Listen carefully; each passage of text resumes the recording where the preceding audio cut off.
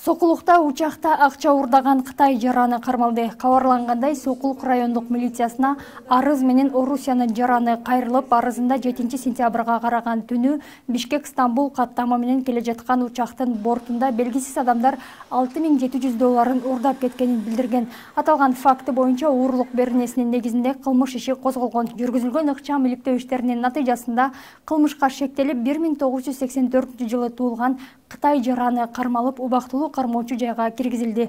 Учурда тергөө иштери уланып жатат. Коррупцияга шектелип, Сокулук райондук аскер комиссариатынын башчысы кармалды. Бул тууралуу УКМКнын басма сөз кызматынан билдиришти.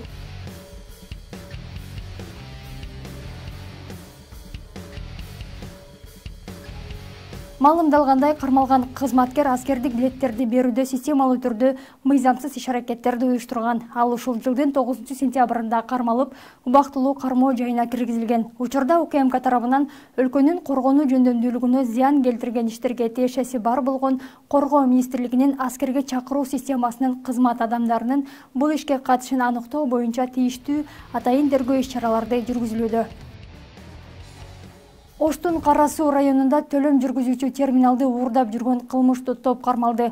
Ушул жылдын 1 сентябрында милицияга арыз менен Кара Суу районунун тургуну 65 жаштагы жаран кайрылган. Арызында ошол эле күнү болжол менен саат 2:30 чамасында Нариман айылында жайгашкан дүкөндөрдүн биринде Нур Телеком компаниясынын төлөм терминалын белгисиз жарандар уурдап кеткенин жазган. Бул факты урдоо беренеси менен каттоого алынып, ыкчам тергөө амалдары башталган.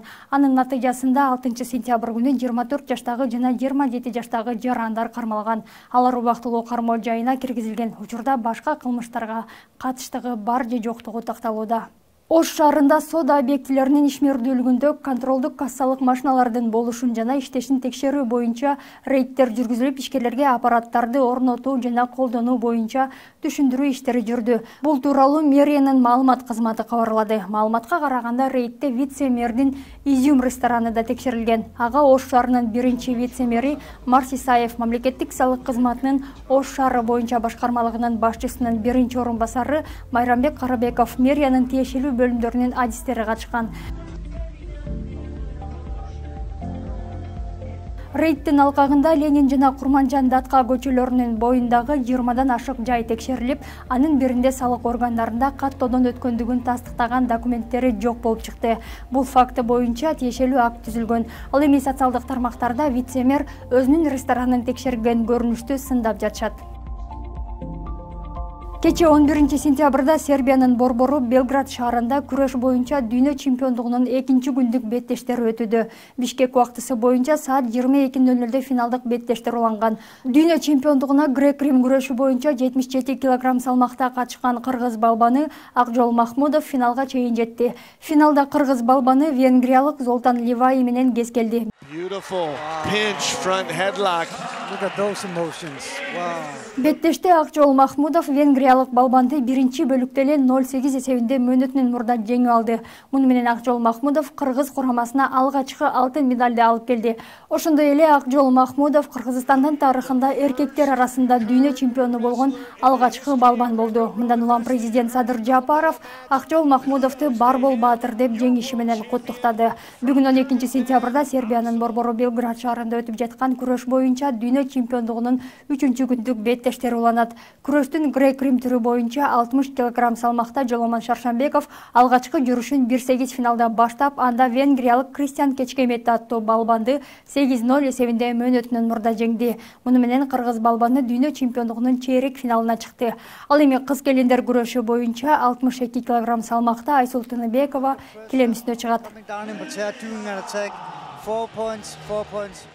Кытайдын төрагасы Си Цзиньпин 14 сентябрда Нур-Султан шаарына барат. Мындай маалымат Казакстандын президентинин расмий сайтына жарыяланды. 14 сентябрда президент Касым-Жомарт Токаевдин чакыруусу менен Кытай эл республикасынын төрагасы Си Цзиньпин Казакстандын борборуна мамлекеттик сапар менен келет деп жазылат маалыматта.